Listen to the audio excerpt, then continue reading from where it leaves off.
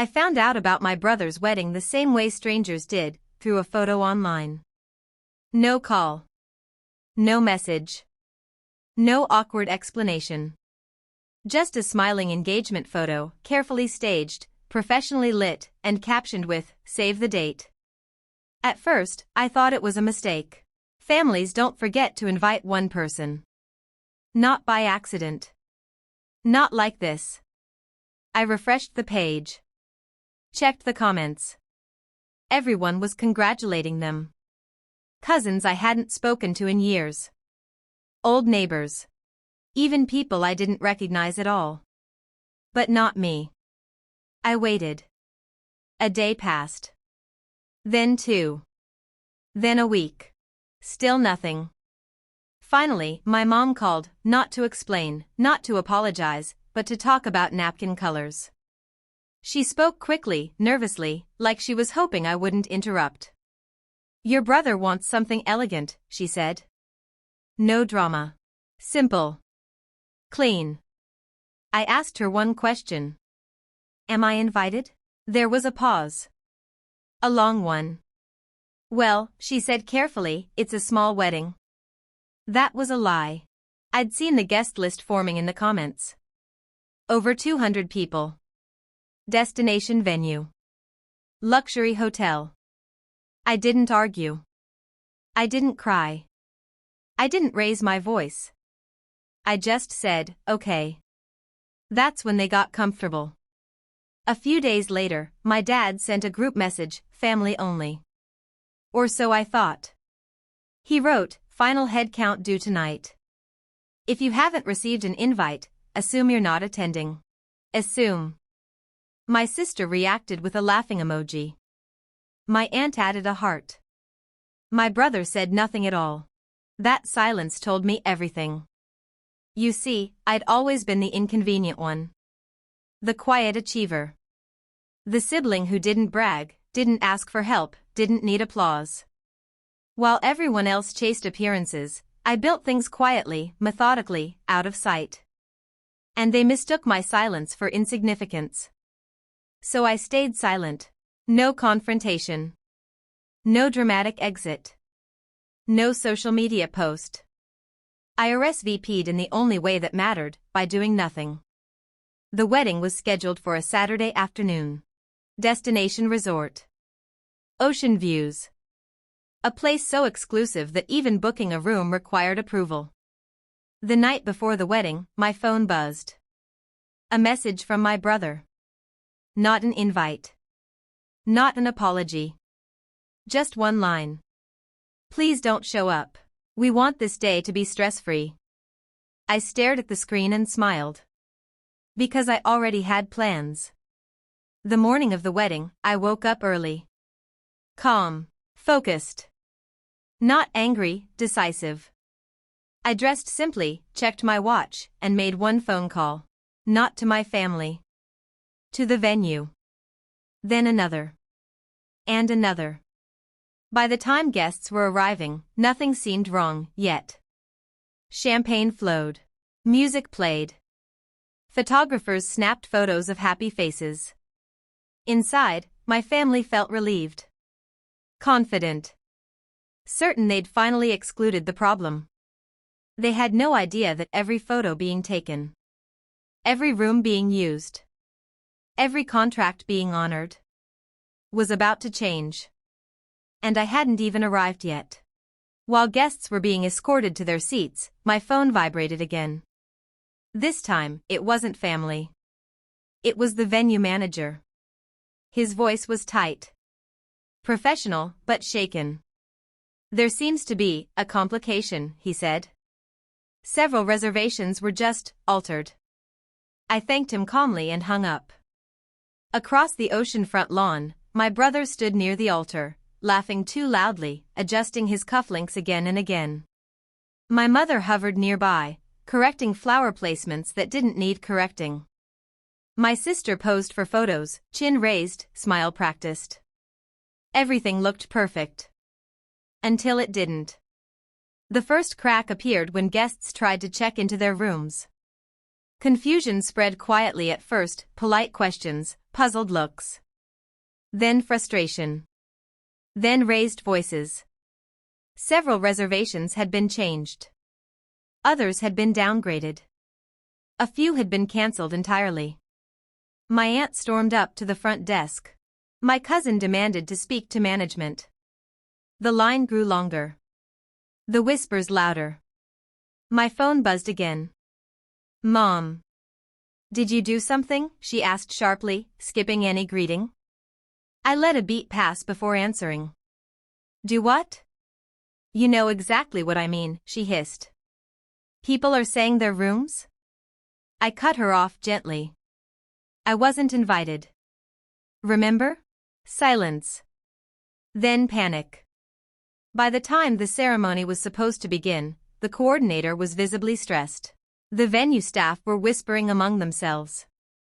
The photographer kept checking his watch. And then came the announcement. The resort director stepped forward, voice firm but apologetic. Ladies and gentlemen, we're experiencing a contractual issue. Please remain seated. Contractual. That word landed like a stone. My brother's face drained of color. He turned to my father, who was already shaking his head, confused, furious, embarrassed. My sister laughed nervously. This is ridiculous, she said. Just fix it. That's when the director said the sentence that changed everything. Due to an ownership and authorization update processed this morning, all event permissions are temporarily suspended. Ownership. Authorization. Suspended. My mother's knees buckled.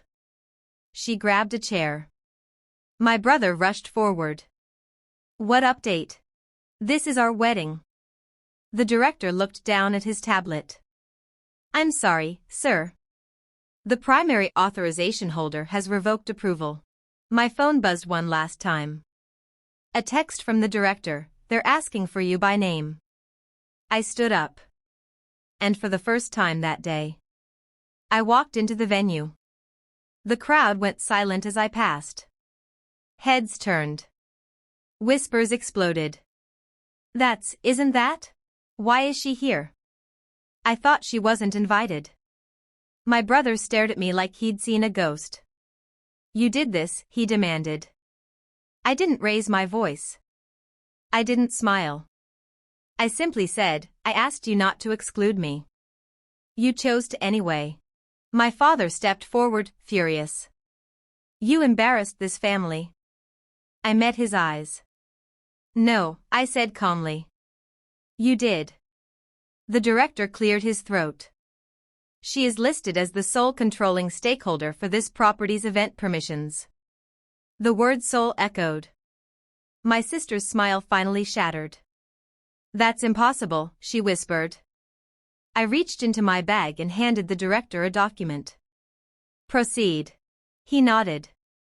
Within minutes, staff began quietly dismantling the setup. Chairs folded. Music stopped. Decorations removed. The wedding was over. And the guests, every single one of them, were watching. For a few seconds, no one moved. You could hear the ocean behind the resort, waves crashing softly, cruelly calm compared to the chaos spreading across the lawn. My brother finally broke the silence. You can't do this, he said, his voice shaking. This is my wedding. I looked at him, not with anger, not with revenge in my eyes, but with something colder. You decided I wasn't family, I replied. So this isn't your wedding anymore. It's just an event you were allowed to borrow. My mother stepped forward, tears streaking her makeup. Why are you doing this to us? She cried. After everything we've done for you? That sentence did it. I laughed. Not loudly. Not dramatically. Just once. Everything? I asked quietly. You mean the years you told people I was a disappointment? The holidays I wasn't invited to? The wedding invite that was lost? The guests shifted uncomfortably.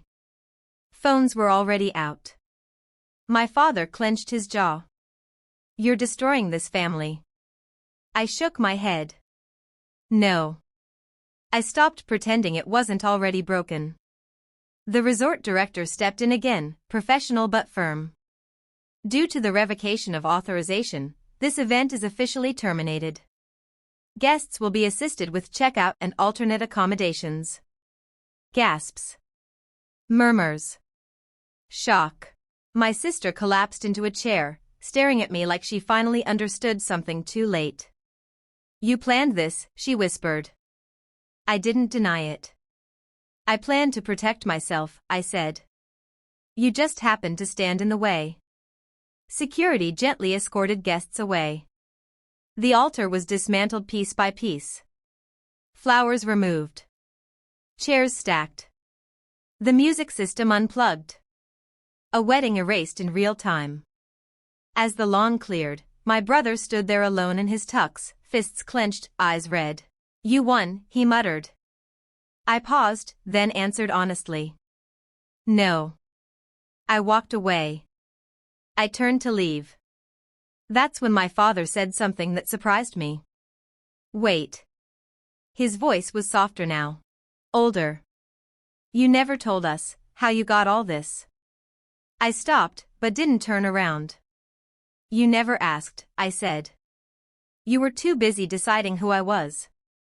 I walked past them all, past the mother who only loved appearances, the sister who needed to feel superior, the brother who thought silence meant consent. Outside, the sun was setting over the ocean.